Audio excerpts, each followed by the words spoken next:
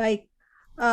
Terima kasih Pak Timotius dan Ibu dan istri. Terima kasih Bapak Ibu semua. Saya boleh sharing di sini.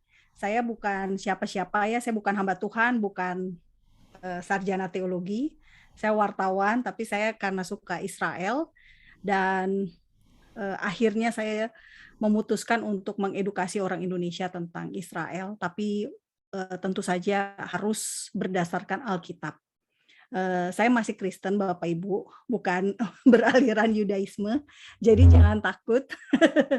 Ini bukan tentang Yahudi gitu ya, tetapi ini tentang Alkitab.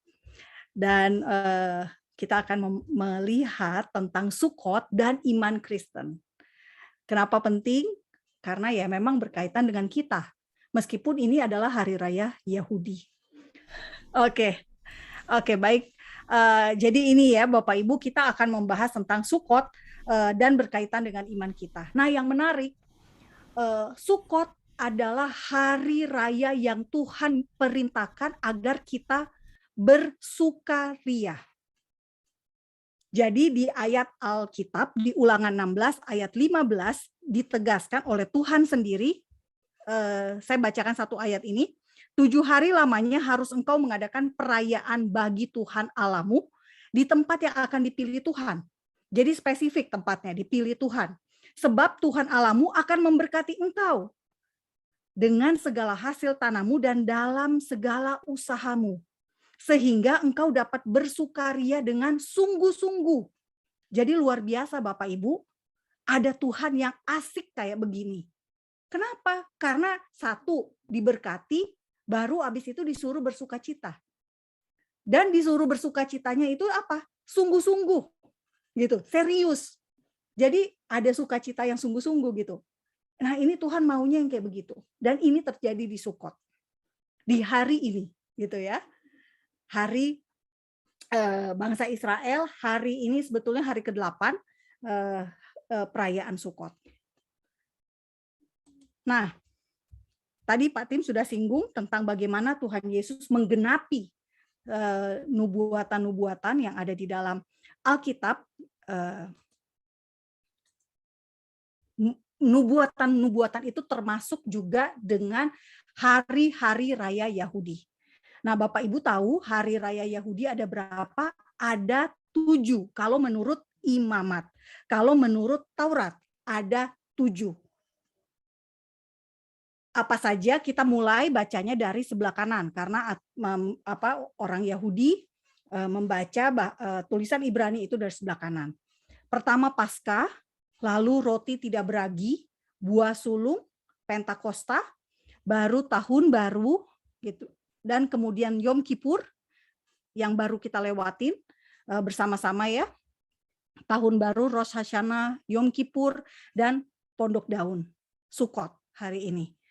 Nah, ini adalah 7 perayaan yang memang diperintahkan Tuhan sejak semula yang ada di dalam Taurat. Tapi ada juga hari-hari raya lainnya. Nah, apa aja hari raya lainnya itu kita lihat. Oke. Simcha Torat. Hari selesainya bangsa Israel membaca seluruh kitab Taurat, dan ini juga merupakan hari bersyukur karena mereka menerima Torah itu ya. Mereka senang, dan ini harinya hari ke-8 setelah 7 hari Sukot. Nah, malam hari ini adalah hari ke-8 itu. Jadi sebentar lagi, karena kita beda 5 jam dengan Israel, bangsa Israel akan rame-rame ke kotel atau ke tembok ratapan, dan mereka akan menari-nari memeluk gulungan Taurat seperti foto ini. Nah, ini perayaan yang sangat meriah, anak-anak juga dilibatkan, dan biasanya anak-anak diberikan makanan manis, permen seperti itu ya, kayak gini. Nah, ini Simcha Torat. Dan juga kemudian ada hari raya Hanukkah. Tuhan Yesus menghadiri hari raya Hanukkah, hari pentabisan bait suci. Karena waktu itu di masa bait suci kedua, bait suci itu dinodai dengan perayaan pagan, perayaan terhadap dewa-dewa waktu itu di masa penjajahan Yunani. Tetapi orang Yahudi berhasil merebut kembali bait suci tersebut, mensucikannya gitu dengan tanda menorah yang hanya bisa nyala selama 6 hari, selama 7 hari ternyata menyalanya 8 hari. Jadi ada lilinnya 9 gitu ya. Kalau di yang Bapak Ibu kalau bisa lihat di menorah biasanya hanya ada 7 kaki dian. Nah, ini sekarang ini nambah 9. Nah, itu tadi Hanukkah. Kemudian ada hari raya Purim, hari di mana orang Yahudi nasibnya ditentukan oleh seorang raja yang kemudian diselamatkan. Tuhan menyelamatkan bangsa orang Yahudi dari upaya pembunuhan, pemusnahan, genosida di masa itu di Persia atas peran seorang Esther. Nama Yahudinya Esther adalah Hadassah. Dan itulah nama yang saya pilih untuk yayasan saya karena saya berharap saya bisa menjadi seperti Esther. Melawan anti-Yahudi, anti-Israel di Indonesia. Nah, Bapak Ibu, dari sini kita belajar bahwa ada banyak hari raya Yahudi. Kenapa hari raya ditetapkan oleh Tuhan sendiri? Kenapa Tuhan begitu sibuk memikirkan hari, tanggal, bulan secara tetap turun-temurun harus dilakukan oleh orang Yahudi? Tahun ini udah tahun 5782. Jadi artinya sudah 5.782 tahun. Ini bisa dibilang diteruskan dari generasi ke generasi, gitu ya. Minimal sejak Exodus tahun 1440-an, 1440 sebelum Masehi. Nah, makna Hari Raya Sukkot seperti yang tadi Bapak Ibu sudah lihat di video, satu tentang bagaimana bangsa Israel mengenang Exodus selama 40 tahun. Sukkot berasal dari kata sukah atau tenda atau kemah. Nah, orang Yahudi, bangsa Israel pada saat itu tinggal di dalam kemah. Nah, inilah yang mereka kenang di hari Sukkot. Mereka akan membuat kemah di depan rumah atau di teras apartemen untuk mereka makan malam selama 7 hari di bawah tenda tersebut. Tiap tahun bisa bervariasi ya modelnya, tergantung pinginnya seperti apa. Nah, Sukkot juga disebut sebagai Hari Raya Tabernakel. Kenapa? Karena pada selama 40 tahun itu ada kemah suci Tuhan. Tuhan sendiri menyuruh Nabi Musa untuk membuat kemah. Dikatakan Nabi Musa diperintahkan Tuhan untuk membuat kemah suci di dalam Keluaran 26 ayat 1 sampai 37 itu tata caranya begitu detail disampaikan oleh Tuhan kepada Nabi Musa, dan juga kemudian di Keluaran 25 ayat 8 dikatakan bahwa mereka dan Tuhan meminta agar harus membuat tempat kudus bagiku supaya aku akan diam di tengah-tengah bangsa Israel. Jadi Tuhan sendiri yang ingin bersama-sama dengan bangsa Israel di tengah-tengah gurun gersang, gurun pasir seperti di Sinai ini. Nah, Sukkot juga adalah hari Thanksgiving. Kalau di Amerika di Barat ya, ada hari ucapan syukur. Nah, ini adalah hari perayaan Thanksgiving-nya orang Yahudi. Kenapa? Karena selama di gurun pasir, selama di 40 tahun Exodus, mereka makan makanan yang diberikan Tuhan sendiri. Mereka makan mana, mereka makan burung puyuh, itu semua disediakan oleh Tuhan. Tetapi ketika sudah sampai di tanah perjanjian, mereka harus menanam, mereka harus mengolah tanah tersebut, mereka harus memulai pertanian. Dan hasilnya itulah yang dibawa. Karena itu ini bisa dibilang juga sebagai syukuran hasil dari tanah perjanjian. Jadi korelasinya adalah antara bangsa Israel dengan tanah perjanjian tersebut. Nah, lalu Sukkot juga bermakna sebagai hari raya ziarah, karena mereka harus, meskipun mereka nanti sudah keluar dari tanah perjanjian, mereka harus pulang kembali ke Israel untuk mengadakan ziarah. Ada 3 hari raya utama yang harus mereka lakukan, yaitu hari raya roti tidak beragi sehari setelah Paskah, Hari Raya Shavuot dan juga Hari Raya Sukkot. Jadi bisa dibilang ini namanya perayaan Ziarah Tanah Perjanjian. Nah, dari dua hal ini ya, syukuran atas panen di atas tanah perjanjian, ziarah ke tanah perjanjian, membuktikan bahwa ada korelasi antara orang Yahudi, bangsa Israel dengan tanah perjanjian. Jadi agak aneh Bapak Ibu jika ada orang Kristen yang tidak setuju tanah perjanjian itu untuk bangsa Israel. Karena hari rayanya pun masih ada. Tuhan meminta supaya hari raya ini dilakukan turun-temurun gitu ya. Tidak berubah. Jadi inilah korelasinya dengan tanah perjanjian. Nah, Sukot di Israel seperti apa? Biasanya umat Kristen akan datang juga untuk merayakan Sukot. Ini salah satu hari raya populer, hari raya yang banyak disukai oleh orang Kristen di seluruh dunia. Dan mereka akan ikut pawai, akan bawa spanduk, akan bawa bendera, akan menyatakan dukungan kepada Israel gitu ya. Dan yang tahun ini hari raya Sukot dibuka secara online, dihadiri oleh presidennya Herzog gitu dan Perdana Menteri Israel Naftali Bennett. Isaac Herzog dan Naftali Bennett menyampaikan sambutan. Nah, ini menunjukkan hubungan baik antara orang Yahudi, umat Yudaisme dengan orang Kristen. Nah, ini tadi contoh-contohnya Bapak Ibu, pondok-pondok daun ya, daun palem, daun batang-batang yang dirangkai sedemikian rupa sehingga menjadi seperti kemah di masa gurun dulu. Dan ini seperti ini bisa dilihat bentuknya kayak tenda. Gitu. Jadi ini perayaan yang sangat unik gitu ya, sangat spesifik juga. Nah, setelah Sukot di Israel, Bapak Ibu, kita akan melihat apa yang dilakukan oleh Tuhan Yesus. Tuhan Yesus sebagai seorang Yahudi, sebagai seorang yang lahir dari keluarga Yahudi, dari bangsa Israel, apakah Tuhan Yesus merayakan Sukot? Ditulis oleh Yohanes bahwa Tuhan Yesus datang ke sebuah hari raya. Hari rayanya apa nggak ditulis secara spesifik gitu ya. Tetapi disebutkan bahwa Tuhan Yesus hadir setiap hari.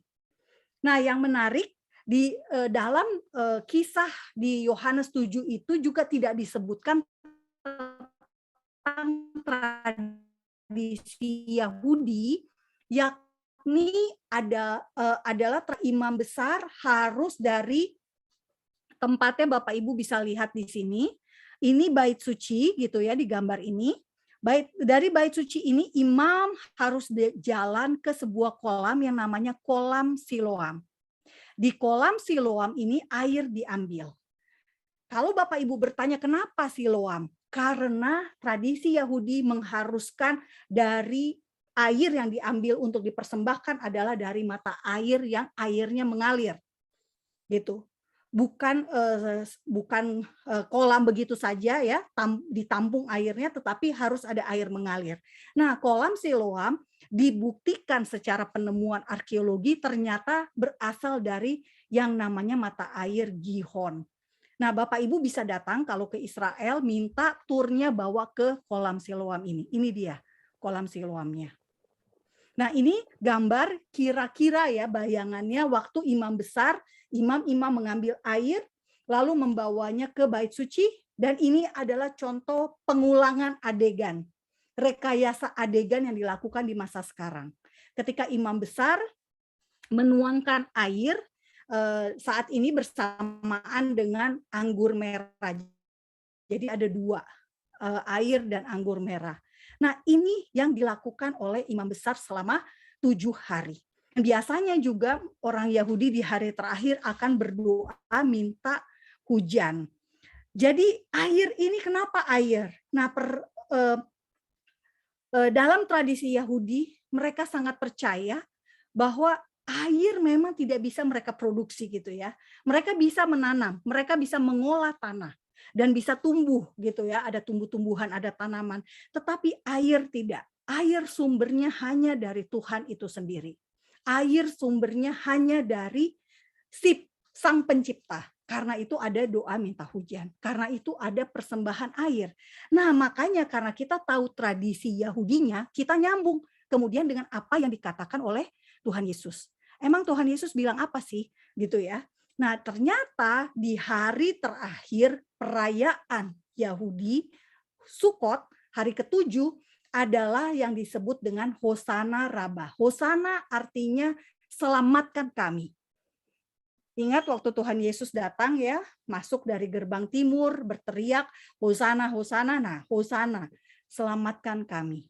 Raba besar, jadi keselamatan yang besar.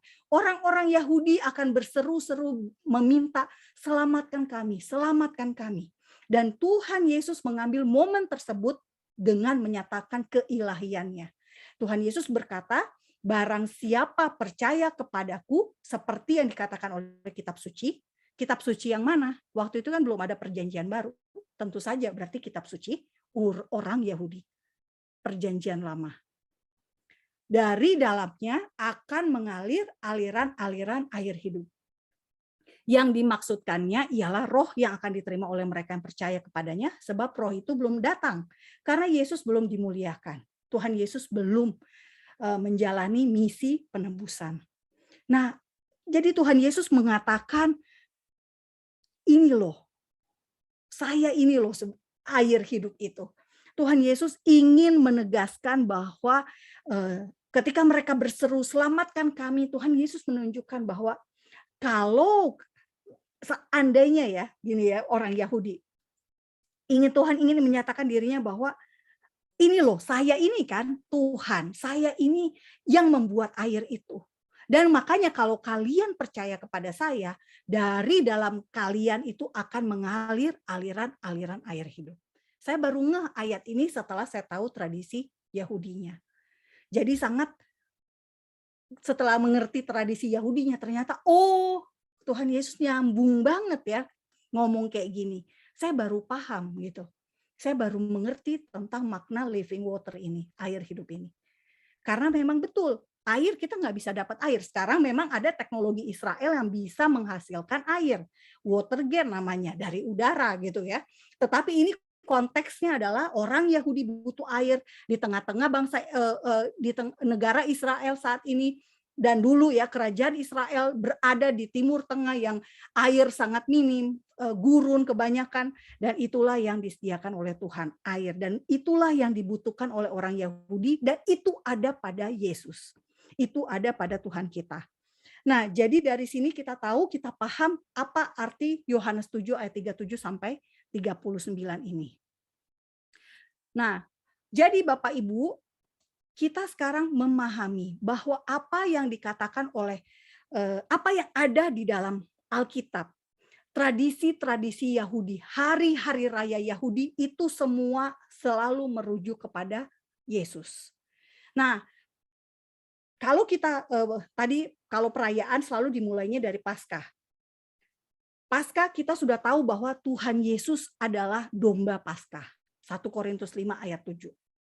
Tetapi pertanyaannya, apakah Tuhan Yesus ujuk-ujuk datang sebagai seorang manusia? Pasti kan harus lahir dulu. Nah, itulah kalau kita urut sebagai siklus, maka sebelum Paskah ada yang namanya Sukot. Banyak orang Kristen atau banyak orang Mesianik yang percaya bahwa Yesus lahir pada saat Hanukkah, hari raya terang. Karena Yesus diidentikan sebagai terang dunia. Tetapi ingat Bapak Ibu, hari raya Hanukkah bukan ada di Taurat. Gitu ya. Jadi bukan hari raya Hanukkah yang digenapi oleh Yesus, tetapi Sukot. Karena Tuhan sebagai Immanuel, Tuhan bersama dengan manusia. Tuhan lahir menjadi manusia dan diam di tengah-tengah manusia. Yohanes 1 ayat 14. Jadi kita memahami Sukot sebetulnya sudah digenapi gitu ya. Kalau mau dibahas secara siklus. Nah, Sukot sudah digenapi dengan kedatangan Tuhan Yesus. Paskah sudah digenapi, Yesus sebagai domba Paskah. Roti tidak beragi, hari raya 1 hari setelah Paskah. itu adalah tubuh Yesus yang terpecah. Roti tidak beragi artinya roti yang tidak ragi itu selalu dilambangkan sebagai dosa. Nah, roti tidak beragi adalah tubuh Yesus yang terpecah tapi tidak berdosa. Dipecah-pecahkan tetapi dia tidak berdosa sesungguhnya. Nah, ini digenapi oleh Tuhan Yesus sebagai Yesus yang disalib dan dikuburkan selama 3 hari dalam kondisi yang kalau menurut Yesaya bukan seperti manusia lagi. Jadi keadaannya begitu buruk. Nah, buah sulung berkaitan dengan Yesus sebagai orang yang pertama bangkit dari antara orang mati. Nah, ini kita bisa lihat Bapak Ibu di Kolose 1 ayat 18 dan Pentakosta, Yesus sebagai kepala gereja, Yesus sebagai rohnya diberikan kepada kita, kepada orang percaya, sehingga kita menerima apa yang bukan lagi batu gitu ya, bukan lagi loh batu, hukum-hukum, aturan-aturan yang tertulis, tetapi Roh Kudus yang memberikan penginsafan, Roh Kudus yang menuntun kita untuk bisa menjadi serupa seperti Kristus. Dan inilah sudah semua digenapi oleh Tuhan Yesus. Ada 1, 2, 3, 4 gitu ya. 5 kalau mau ditambah dengan kelahiran Tuhan Yesus. Next. Nah, apa jadinya hari raya yang belum digenapi oleh Tuhan Yesus? 1, Rosh Hasana atau Yom Teruah, hari peniupan sangkakala. Dan ini adalah momen yang kita nanti-nantikan sebagai rapture, pengangkatan orang percaya. Saya tidak menyebutnya pengangkatan gereja, karena nanti entar gereja dianggap nanti gereja sebangunan-bangunannya, tetapi orang percaya Yesus. Nah, pengangkatan orang percaya, momennya kenapa? Mungkin Bapak Ibu bertanya Rosh Hashanah gitu ya, kenapa di tahun baru? Karena konteksnya pada saat Rosh Hashanah, malaikat akan meniupkan sangkakala. Dan itu pula yang dikatakan oleh Tuhan Yesus sendiri saat berkata-kata tentang akhir zaman kepada murid-muridnya. Di Matius 24 ayat 21. Nah, momen peniupan sangkakala itu ciri dari perayaan Rosh Hashanah. Dan itulah yang akan kita nantikan momennya. Sebentar lagi kedatangan Tuhan Yesus. Kemudian kita sebagai orang percaya akan menghadap pengadilan Yesus, yakni penghakiman Kristus sendiri untuk mendapatkan mahkota. Yom Kippur, nubuatan tentang hari raya Yahudi yang bisa digenapi oleh Yesus dan berlaku untuk kita orang percaya. Lalu yang terakhir, pesta pernikahan anak domba adalah Sukot. Nah, momen ini, ketiga ini Bapak Ibu, semuanya berlangsung di surga, bukan di bumi.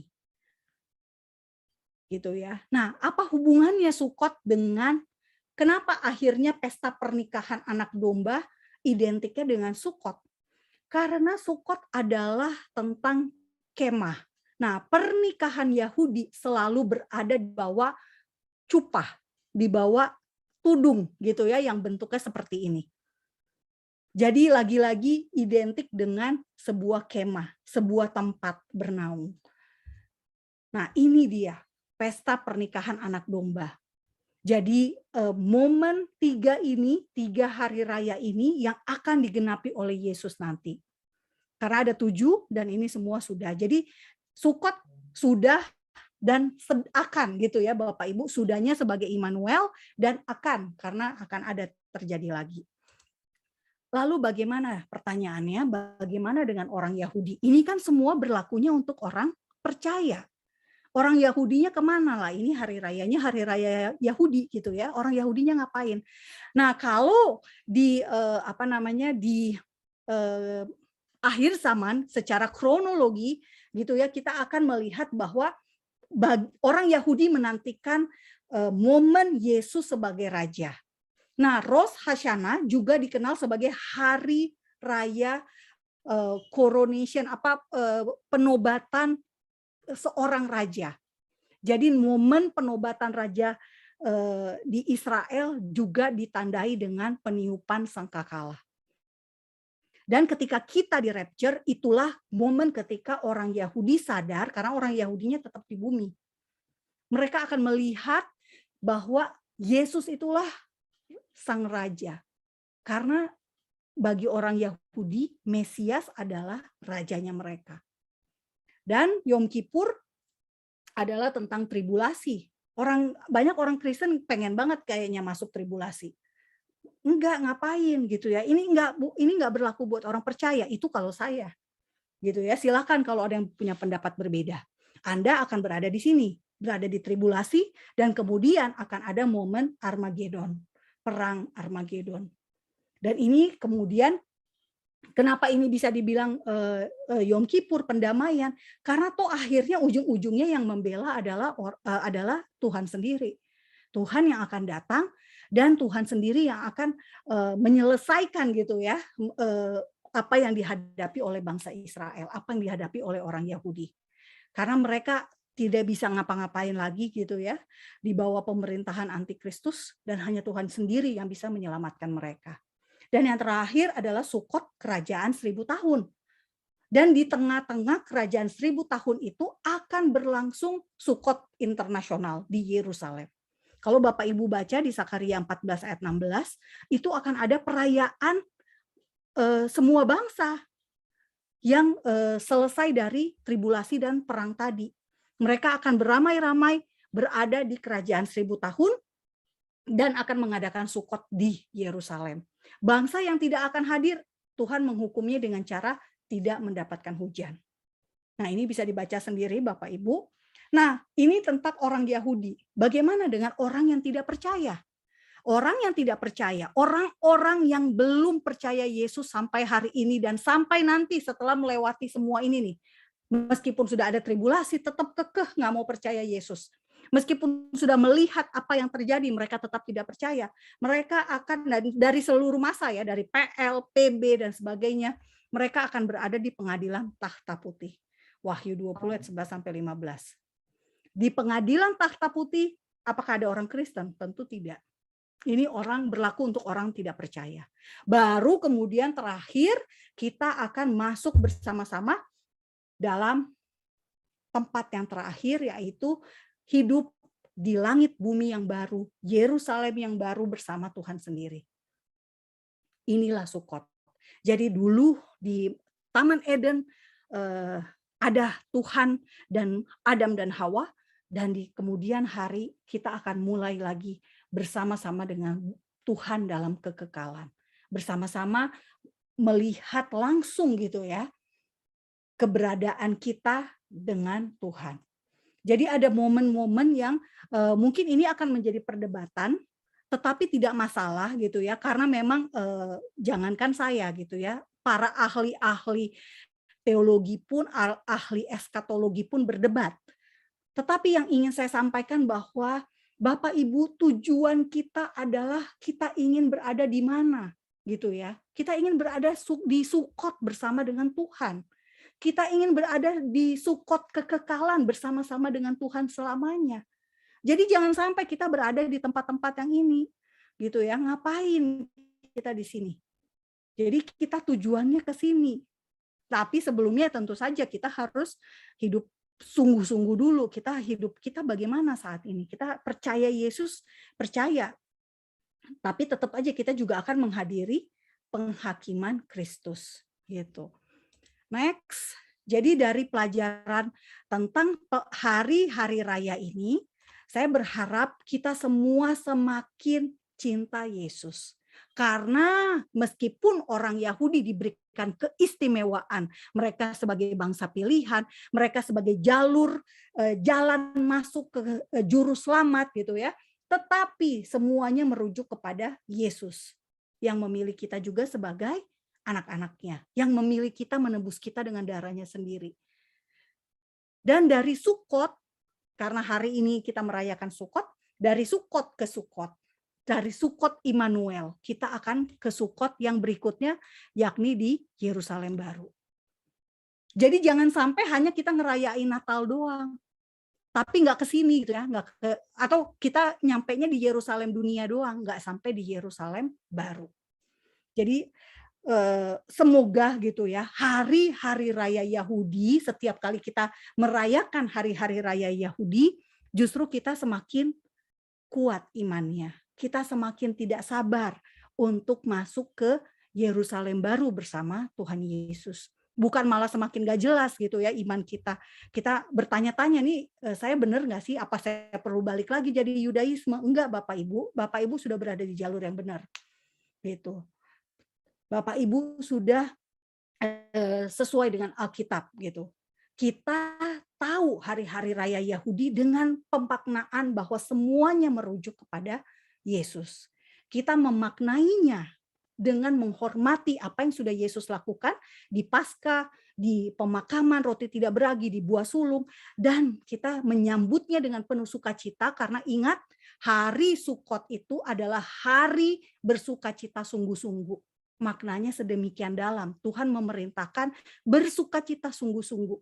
Dan apa yang, ya siapa yang nggak mau bersukacita sungguh-sungguh kalau udah sampai di Yerusalem baru? Atau sudah sampai di kekekalan? Pastilah semua ingin, pasti semua nggak disuruh pun akan bersukacita dengan sungguh-sungguh. Nah ini dia Bapak Ibu, terakhir saya akan, jadi Bapak Ibu, apakah kita berarti menyalah-nyalahi orang Yahudi kalau mereka masih merayakan hari-hari raya? Tidak, karena kita tahu beda emang jurusannya. Seperti yang tadi ya, kita akan ada menerima penggenapannya sendiri, orang Yahudi akan menerima penggenapannya sendiri. Kita bisa mengubahnya dengan membawa kepada Kristus. Jadi Tuhan mengatur hari raya sebagai waktu yang tetap, Moed, setiap tahun selama ribuan tahun agar bangsa Israel mengingat peristiwa yang sudah Tuhan kerjakan. Ini berlaku untuk orang Yahudi. Tuhan ingin setiap hari raya Yahudi itu sebagai deklarasi publik perayaan bangsa Israel di depan umum. Itu disebutnya Mikra. Nah, Moed dan Mikra ini harus dilakukan oleh orang Yahudi. Dan kita jangan nyinyir gitu ya. Kita ya senang dengan perayaan mereka, tetapi kita memaknainya dengan berbeda.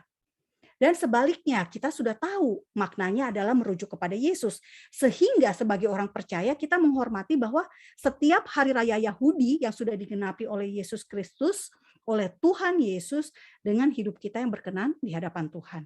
Dengan semakin serupa seperti Kristus. Dan sebagai orang percaya, kita menantikan hari raya Yahudi yang belum terjadi itu, belum digenapi itu dengan sungguh-sungguh. Karena ini beneran loh, ini pasti terjadi. Ini bukan bohongan, karena sebelumnya, hari raya yang sebelumnya, 4 yang sebelumnya sudah terjadi. Dan terakhir, pesan Sukot 2021, Bapak Ibu, tahun ini adalah tahun 5782. 5782 payback, rumah. Marilah kita masuk rame-rame di bawah kemahnya Tuhan. Itu tempat yang paling aman, paling nyaman, karena kita pasti nyaman, aman, selamat kalau bersama dengan Tuhan Yesus. Kita harus berada di bawah kemahnya Tuhan. Kita harus berada di bawah otoritasnya Tuhan, kedaulatannya Tuhan. Gitu. Dan yang kedua, kita fokus pada Sukot yang terakhir, yakni kekekalan bersama Tuhan. Kita jangan hanya senang-senang aja di Sukot yang dunia ini. Jangan hanya kita fokus pada ini hari raya gembira, kita disuruh Tuhan bergembira dengan sungguh-sungguh nih.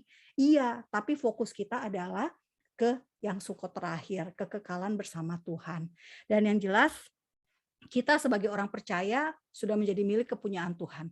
Jadi kalau kita mengenang bagaimana Tuhan begitu luar biasa selama 40 tahun menyertai bangsa Israel, betapa luar biasanya lagi pengalaman kita orang percaya Yesus yang sudah ditebus dengan darah yang mahal bersama Yesus, bersama Tuhan kita berjalan. Pasti lebih luar biasa lagi dibandingkan bangsa Israel. Bapak Ibu bisa lihat bangsa Israel sekarang bangsa yang luar biasa. Meskipun sudah begitu banyak bangsa berusaha membunuh, menghancurkan, membinasakan, tetapi mereka tetap ada. Kenapa? Karena kasih setia Tuhan. Kita bisa lihat di Alkitab, katanya bangsa Israel bebal, tegar, tengkuk, dan sebagainya.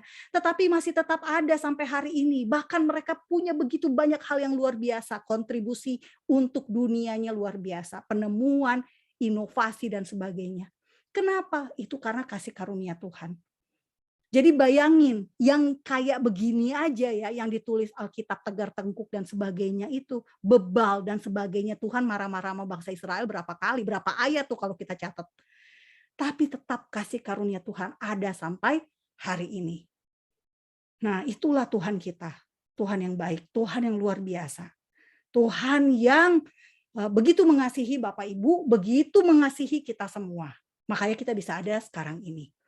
Jadi selamat Sukot Bapak Ibu, selamat menikmati berada di bawah tendanya Tuhan gitu ya. Selamat berada di bawah penyertaan Tuhan sebagaimana bangsa Israel selama 40 tahun di dunia. Terima kasih, demikian Pak Tim. Semoga Sukot tahun ini menjadi Sukot yang luar biasa buat Bapak Ibu semua di tahun 5782. Amin, Tuhan Yesus memberkati. Yang diberkati tepuk tangan. Bapak Ibu Saudara, kita akan masuk ke sesi tanya jawab. Juga hadir Pak Dhani akan memberikan statement nanti kepada kita. Saya sudah undang Bu Monik dan suami tentunya ke acara program TV di MNC. Dan kata Bu Monik, responnya bagus Bu ya? Puji Tuhan, banyak yang nanyain Pak Tim. Jadi nanti kita kolaborasi Ibu sama Bapak. Jadi Ibu dari sisi Israelnya, saya dari sisi pemuritannya. Karena kan tentu bukan hanya orang percaya yang naik, tetapi orang percaya yang menjadi murid Yesus. Setuju Ibu Monik? Amin. Nah itu tadi ya Pak, di Sukot tadi kan. Ya. Harus dipindahin tuh. Dipindahin. Nah sebelum Pak Dhani akan juga ngasih statement, nanti kita masuk tanya jawab. Bapak Ibu boleh mulai chat pertanyaannya. Karena kalau kita buka secara lesan nanti menyebar kemana-mana, nanti kita akan buat kelas khusus. Yang setuju ada kelas khusus angkat tangan. Ya, jadi Bu Monik sama suaminya itu sama-sama mahasiswa di Satya Wacana. Dan mereka dulu suka demo. Tetapi dijamah Tuhan, diubahkan Tuhan, dan sekarang kita sama-sama menjadi murid Yesus. Dan Bu Monik akan buat buku juga, saya udah pesan. Aduh, ya. Itu belum selesai.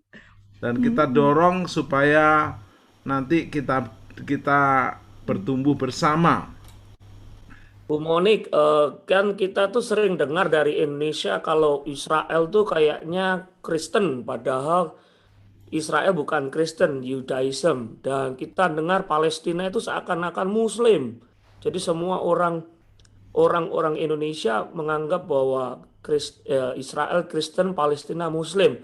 Padahal saya dengar justru di Palestina banyak orang yang percaya, cinta Tuhan, mengasihi Tuhan, dan sedikit sekali orang Israel yang sekarang percaya Yesus. Nah, data terakhir kira-kira berapa orang ya Bu ya, orang Israel yang percaya Yesus, dan berapa persen orang Palestina yang percaya Yesus, supaya kita nggak kebalik-balik dengan berita media yang kita sering dengar di Indonesia. Thank you. Langsung dijawab Pak Tim atau gimana? Langsung. Oke. Terima kasih Pak Beni pertanyaannya. Ya Pak Beni, jadi gini. Kita Monik, perlu ini tahu. Pertanyaan dari Philadelphia ya, Amerika. Oh oke. Ya, jadi saya terbang dulu nih ke Philadelphia. Ya, ya, jadi gini. Kita perlu tahu dulu bahwa orang Yahudi itu sangat sedikit. Jumlah di seluruh dunia itu tidak lebih dari 15 juta. Di Israel 9 juta warga negara Israel gitu. Terus orang Yahudinya berapa? Mungkin sekitar hanya 7 juta. Jadi kalau ditanya berapa orang Yahudi yang sudah menjadi Kristen, kalau saya bilang sekitar 100.000 itu jumlah yang banyak. Karena jumlah penduduk Israel sedikit. Gitu ya, Pak. Nah, Bapak bisa lihat, nonton di YouTube Fakta Israel. Saya membuat video 7 orang Kristen terkenal di Israel. 7 orang Kristennya siapa aja? Amir Sarfati misalnya. Hanaya Naftali. Mungkin Bapak Ibu suka lihat postingan media sosialnya. Dan ada beberapa lagi yang lain. Joshua Aaron, itu penyanyi. Dan juga One for Israel misalnya. Itu Kristen, Yahudi Kristen. Eitan Bar. Orang muda yang pintar sekali. Dan dia membuat sebuah pelayanan gitu ya, situs One for Israel. Nah itu orang-orang Kristen yang percaya, orang-orang Yahudi yang percaya Yesus. Kalau ditanya apakah orang Palestina banyak orang Kristennya, tidak juga Pak. Kenapa? Karena menurut informasi semakin orang Kristen di Palestina jumlahnya semakin menyusut. Karena apa? Karena ada persekusi juga yang dialami oleh mereka. Karena mereka adalah minoritas. Gitu. Jadi banyak orang Kristen yang di Bethlehem, ketika Bethlehem berada di bawah Israel, jumlah orang Kristennya banyak. Tapi ketika Bethlehem diserahkan kepada Palestina, tahun 93, jumlah orang Kristennya menyusut. Orang Kristennya pergi ke luar negeri, tinggal di luar Palestina. Gitu. Dan apakah ada orang Yahudi di Palestina? Tidak ada, Pak. Hukum di negara tersebut melarang ada orang Israel, ada orang Yahudi masuk ke wilayah Palestina. Tetapi di hukum Israel, orang Palestina, orang Arab Palestina, sekitar data terakhir saya tidak tahu ya, mereka diberikan sekitar 5.000 orang dari Gaza bisa bekerja di Israel. Itu baiknya Israel. Orang Palestina bisa kerja, berobat, bisa sekolah, bisa kuliah di Israel. Tetapi orang Israel tidak bisa masuk ke wilayah Palestina. Ada hukumnya, ada aturannya. Mereka ilegal masuk ke wilayah Palestina. Nah itu dia. Jadi kalau mau dibilang Israel adalah negara Kristen, tidak juga Pak. Sebab orang Kristen memang minoritas. Paling banyak tentu Yudaisme, kedua Islam, sekitar 1 juta mungkin orang Arab Islam ya. Arab Israel, Arab Palestina Islam. Baru sekitar 800-an ribu orang Kristen di Israel. Tapi puji Tuhan, saat ini semakin banyak orang yang percaya Yesus. Banyak orang yang menjadi Yahudi Mesianik, yang menjadi Kristen. Kenapa disebut Yahudi Mesianik? Ya karena mereka mengakui bahwa Yesus itu sebagai Mesias, sebagai Juru Selamat. Sama seperti kita orang Kristen. Begitu Pak Beni. Jadi Bu, maaf satu lagi, berarti peperangan antara Palestina dan Israel itu masalah politik ya Bu, bukan masalah orang Kristen lawan orang Muslim ya Bu, yang seperti orang Indonesia selalu gaung-gaungkan sepertinya Muslim sama Kristen, ternyata itu cuma politik saja ya Bu ya. Terima kasih. Jadi kalau dikatakan konflik ini mengenai apa? Konflik ini adalah mengenai God versus evil. Tuhan versus iblis, versus setan. Gampangnya gitu. Setannya bisa dalam bentuk mana aja gitu ya. Kenapa? Karena memang setan, roh-roh jahat di udara itu bisa pakai manusia untuk melawan semua yang Tuhan kasihi. Bapak Ibu bisa lihat apa yang terjadi pada Israel. Israel bangsa yang dipilih Tuhan. Itulah yang menjadi sasaran empuk dari iblis. Bapak Ibu bisa lihat kehidupan Bapak Ibu sendiri. Semakin Bapak Ibu sungguh-sungguh ikut Tuhan, semakin nafsu iblis untuk menjatuhkan Bapak Ibu. Lewat caranya macam-macam. Kalau dalam konteks Israel dan Palestina, mereka datang dalam bentuk apa? Dalam bentuk kelompok-kelompok teror, Hamas misalnya. Orang Palestina sendiri aja nggak suka kok dengan keberadaan Hamas. Karena apa? Ya karena mereka adalah organisasi teror, kelompok teror. Masalahnya saya sebagai wartawan selama 18 tahun, ruang redaksi kita memang sangat susah gitu ya untuk membuat berita secara proporsional. Cover both side itu susah sekali. Jadi itulah kenapa ada fakta Israel. Karena saya ingin menyampaikan apa yang menjadi faktanya, apa yang menjadi kebenarannya. Saya bukan orang yang pro begitu saja gitu ya. Tetapi saya memang harus cek faktanya dulu. Faktanya seperti apa gitu. Nah, itu saya berharap semakin banyak orang teredukasi, semakin banyak juga orang yang akhirnya bisa melihat secara proporsional. Kalau ada kejadian, yang mana dulu nih yang salah? Polisi yang nembak atau orangnya yang nembak lempar batu duluan misalnya. Kayak gitu, Pak. Kalau misalnya ditanya konfliknya karena apa? Ya, suka tidak suka saya akan bilangnya konflik karena kesalahpahaman sejarah. Sejarahnya kita harus luruskan dulu bahwa ini semua adalah tentang bagaimana sebuah tanah itu diberikan kepada sebuah bangsa, tetapi ada begitu banyak bangsa lain ingin mengambil tanah tersebut. Dan itu yang terjadi sekarang. Padahal kita belajar hari ini Sukkot adalah perayaan tentang tanah perjanjian.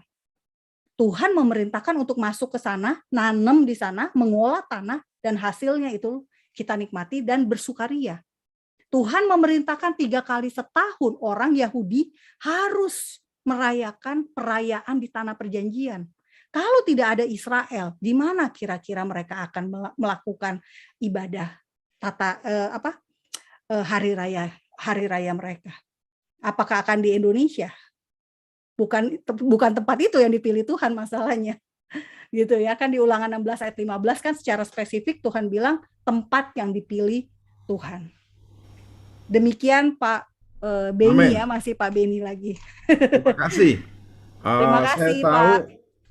akan menjadi tema yang menarik kalau dibahas nanti dalam kelas fakta Israel dan akhir zaman dan dengan pemuritan. Pak Dani mungkin mau menambahkan bisa. Pak Dani tolong, ini ada yang nanya tentang rapture kapan Pak Dani. Ini kayaknya bagiannya Pak Dani nih. Ya, bagus. Jadi Pak Dani Rapture ada di yang tanya. Rosasana tahun depan atau tahun berikutnya ya. Ya, Karena kan bagus sudah Bu. lewat Kayaknya ini Pak Rosasana Dani tahun jawab ini. nih. Silakan Pak Dani. Oke, Kalau baik. saya tidak tahu soalnya. Ya, puji Tuhan Bapak Ibu, ini pengalaman luar biasa dengan Ibu Monik ya, ikut acara menentukan nasib kota Yerusalem di pertemuan PBB tahun 2016. Kami berdua mewakili apa ya Bu ya? Tahu kita ada di pertemuan PBB. Nah, lalu yang kedua, Ibu juga udah pernah bantu di akhir zaman waktu kita bicara tentang Israel Jam Allah ya, mendadak juga tuh hari Minggu tanya jawab, tapi ke depannya kayaknya akan makin sering Bu. Nah, oke. Saya coba singkat mulai ini dulu, hari raya dulu. Hari raya Sukkot ini penggenapannya ada 4, ya sama seperti Yom Kippur ada 3. Kalau yang lain satu, ya kayak hari Paskah, kemudian hari roti tak beragi dan hari buah sulung itu sudah digenapi Tuhan Yesus mati dan bangkit. Tetapi Sukkot ini dimulai dari kelahiran Yesus. Nah, Bapak Ibu kalau udah masuk sini bisa perang nih. Yesus lahirnya bulan November atau bulan September Oktober. Nah, kalau ngikuti nubuatan harusnya September Oktober. Tapi kalau kita bahas di sini nanti Bapak Ibu ini apalagi di YouTube nih bisa rame. Wah, ini pada ini bikin ajaran baru Bu Monik, Natal tidak Desember, jadi Natalnya adalah September Oktober. Kita nggak masalahkan di situ dan jangan dipermasalahkan. Ya, tetap Natal kita lakukan Desember, tetapi yang penting Natal di hati, Yesus sudah datang. Kenapa Saudara? Hari Raya Sukkot ini juga bicara hari kedatangan Yesus. Besok yang ikut penyembahan Fajar, kita masuk Ibrani 1. Kapan akhir zaman dimulai? Akhir zaman dimulai ketika Yesus datang pertama kali sebagai juru selamat. Itulah Sukot itu, saudara. Ya, Yesus datang sebagai juru selamat. Nanti Anda baca di Ibrani 1 ayat 2, yang di waktu akhir zaman datang Mesias Yesus. Nah, itulah awal akhir zaman. Kemudian masuk akhir daripada akhir zaman, itulah Sukot lagi. Apa itu? Kerajaan 1000 tahun. Itulah second coming. Ketika Yesus datang kedua kali untuk masuk dalam kerajaan 1000 tahun, itulah hari raya digenapi nanti hari raya Pondok Daun.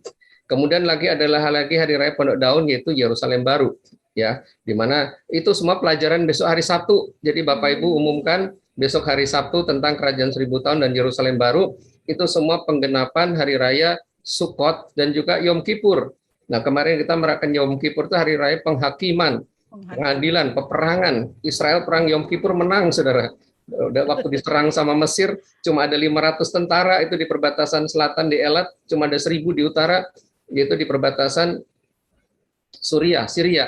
Tapi saudara, mereka tetap taat melakukan dulu hari raya Yom Kippur, pendamaian, dan setelah itu perang lawan 10 negara, menang. Nah, jadi saudara, ini hari-hari raya ini punya powerful ya, punya nubuatan yang luar biasa. Oke. Nah, sementara untuk penggenapan kita orang Kristen, Yesus datang memberikan hidup dan hidup yang berkelimpahan.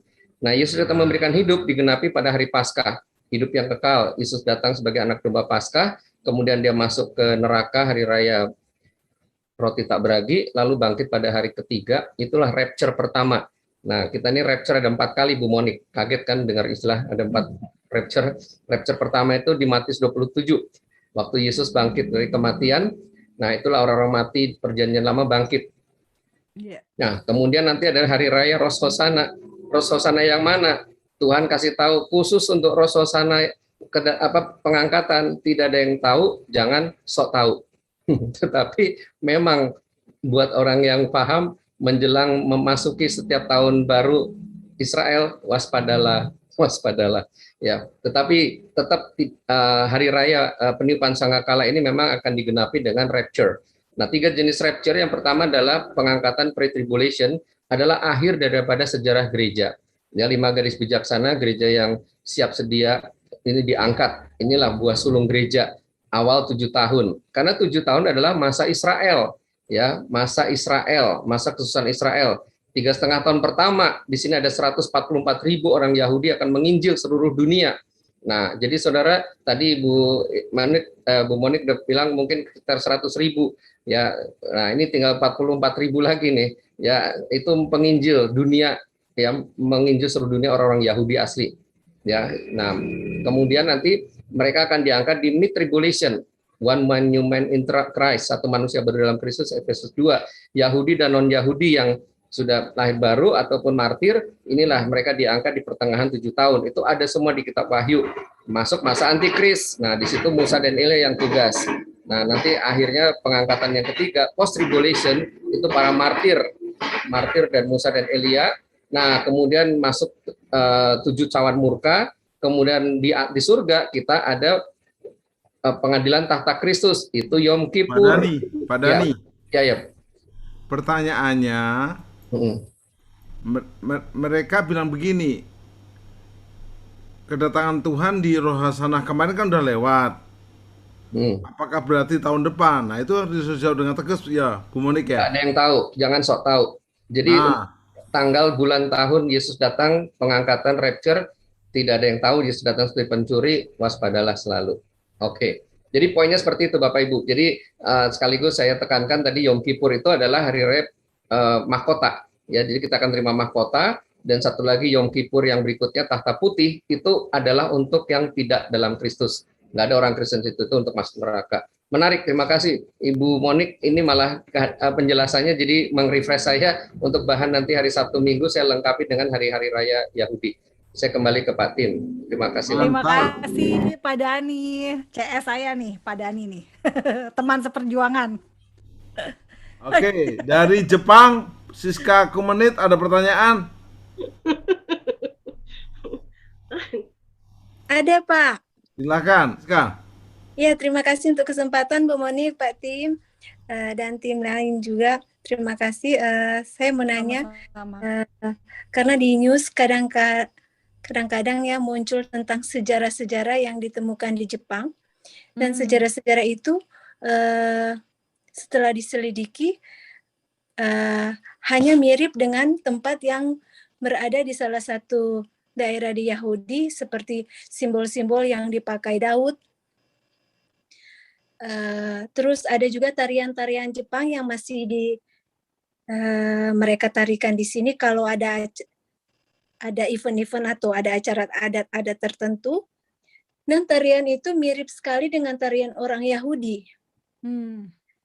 Kemudian ada juga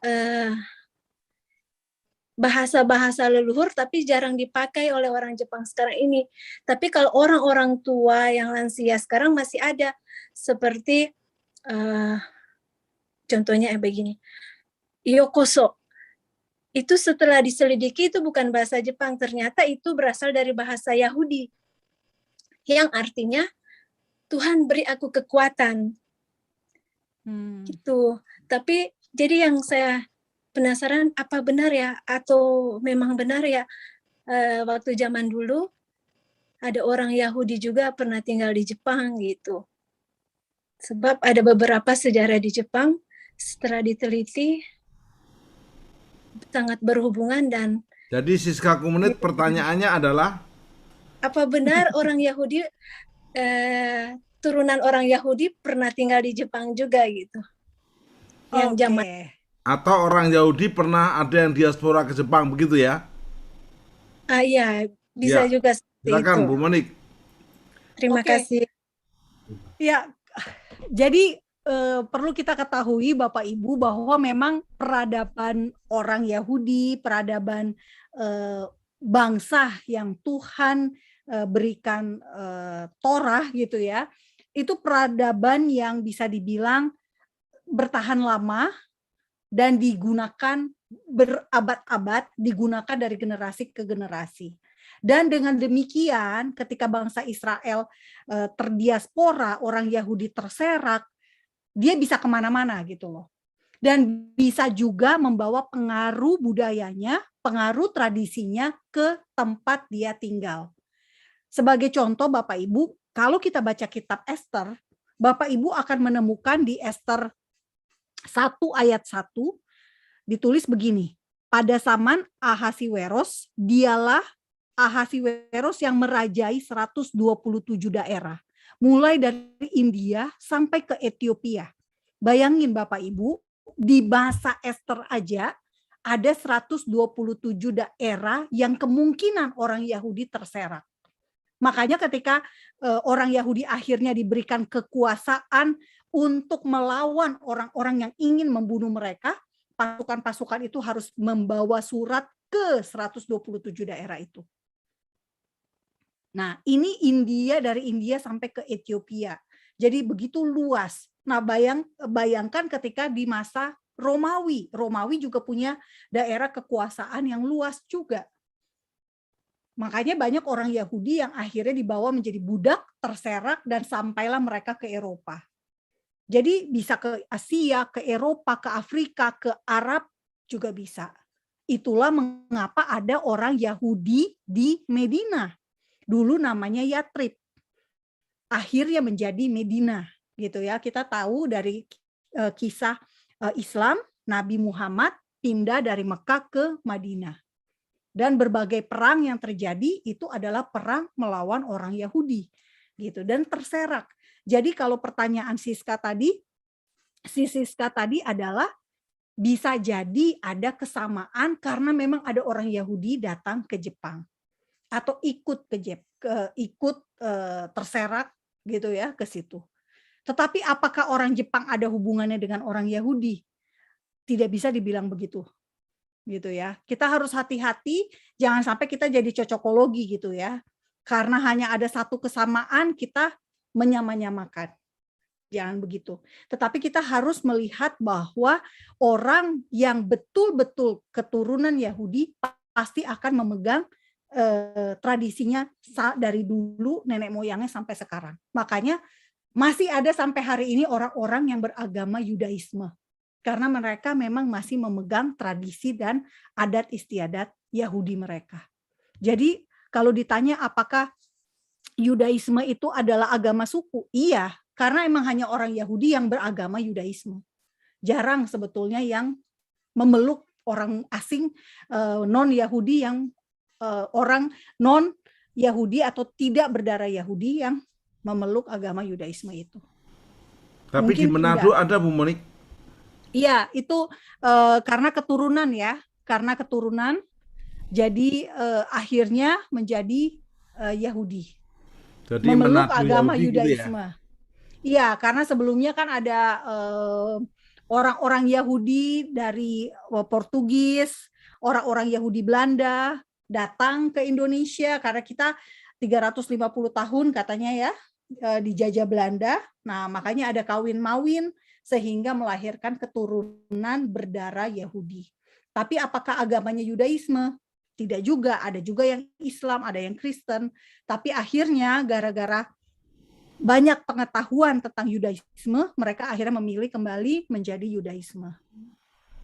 Shalom, izin tanya Bu Monik, bagaimana peran gereja untuk mengedukasi Sukot kepada jemaat Allah supaya dapat memahami makna sesungguhnya? Mengapa umat Allah orang percaya sulit memahami arti secara rohani dari Sukot, termasuk hari-hari raya 7 hari raya Yahudi? Silakan Bu Monik jawab dengan seksama dalam tempo sesingkat-singkatnya. Iya, kalau saya sebagai jemaat ya, saya sebagai jemaat memang karena kebetulan saya berjemaat di gereja Glow. Memang di Glow tidak merayakan hari-hari raya Yahudi gitu. Dan ini mungkin juga pandangan yang memang gereja selama ini berusaha untuk sedemikian rupa membuat orang Kristen adalah sebagai manusia perjanjian baru gitu ya. Yang sayangnya justru membuat kita akarnya jadinya kurang kuat. Karena suka tidak suka Bapak Ibu, kita harus berakar juga pada perjanjian lama. Dalam arti, dalam konteks, kita harus tahu gitu ya, perjanjian lama ini apa sih gitu kan. Perjanjian lama ini ngapain sih? Dan termasuk dengan tradisi-tradisi Yahudi itu. Termasuk dengan budaya Yudaisme, termasuk dengan bahasa aslinya. Kenapa kita perlu mengenal nama Tuhan yang benar itu siapa gitu ya. Nah, ini banyak sekali gereja yang tidak mengajarkan hal-hal seperti ini. Yang menurut saya sangat disayangkan.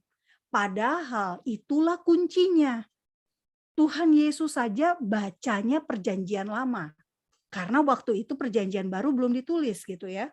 Kalau kita baca di sejarah gereja, perjanjian baru kan baru ada sekitar tahun 40-an, taruhlah 70 Masehi, 40 Masehi lah, naskah-naskah dan sebagainya.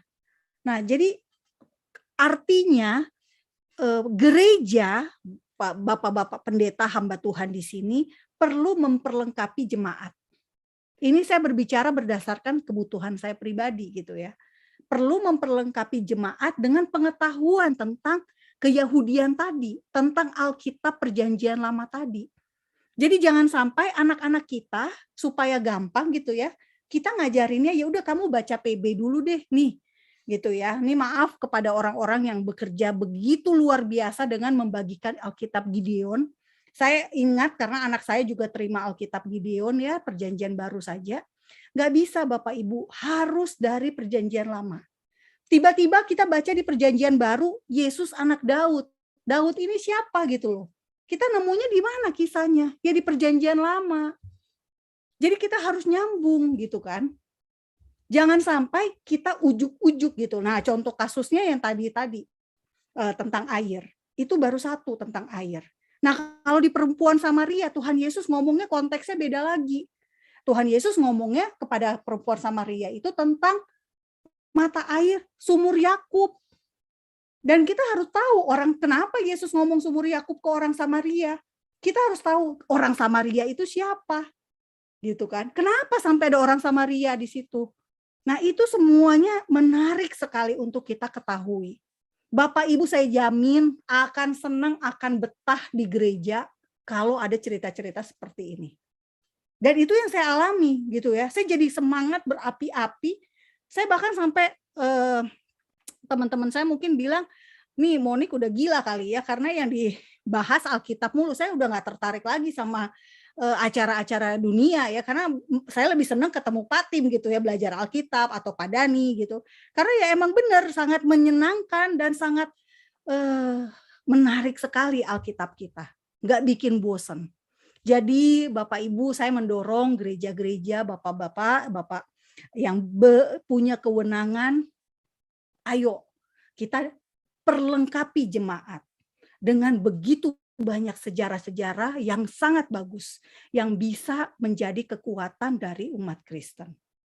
Jadi Bapak Ibu, saya berharap momen ini ya, Sukot 2021 ini, Sukot 5782 ini membuat kita menjadi sebuah awal yang baru, di mana kita berapi-api gitu ya, kita bersemangat untuk bukan karena kita gini ya, memang apa ya, menjadi serupa dengan Kristus itu memang perubahan di secara spiritual ya, secara batin. Tapi juga menurut saya pengetahuan juga penting. Sebab kalau Bapak Ibu tidak punya pengetahuan untuk itu, Bapak Ibu akan mudah terombang-ambing, akan mudah beralih ke sana ke sini gitu ya, dan akibatnya malah nggak jelas. Nah, mendingan dikasih tahu, Roh Kudus akan mengonfirmasi, Roh Kudus akan memberikan pengetahuan tentang apa yang seharusnya gitu ya, dan itulah yang akan membuat kita menjadi orang-orang yang berkualitas secara rohani, secara pengetahuan Alkitab, dan juga secara sejarah gitu loh. Itu sih menurut saya, karena saya tidak suka sejarah adalah kekuatan orang Kristen. Kita punya sejarah, yang lain belum tentu punya sejarah. Dalam konteks adalah sejarahnya dari sejak dunia dijadikan ya, semuanya lengkap. Bapak Ibu mungkin saya bisa kasih contoh satu aja nih. Baru-baru ini ditemukan tentang Nabonidus. Nabonidus ini ada di Alkitab. Dan ternyata itu ada artefak yang ditemukan di Arab Saudi tentang Nabonidus. Nah, ini Bapak Ibu bisa baca di Daniel, ada namanya, dan ternyata dibuktikan secara ditemukan oleh arkeolog, ada gitu ya di Arab Saudi. Saya pas baca itu saya langsung, wow, gila, Alkitab kita ini benar-benar keren, dahsyat. Itu membuat saya makin percaya gitu loh sama Alkitab. Kenapa? Karena ada sejarahnya, ada bukti arkeologinya. Dan itu membuktikan bahwa Tuhan kita luar biasa keren. Jadi ya itulah, saya nggak bisa ngomong macam-macam, saya bukan pengkhotbah, saya hanya bisa menyatakan kekaguman saya kepada Tuhan yang luar biasa keren dan luar biasa dahsyat itu.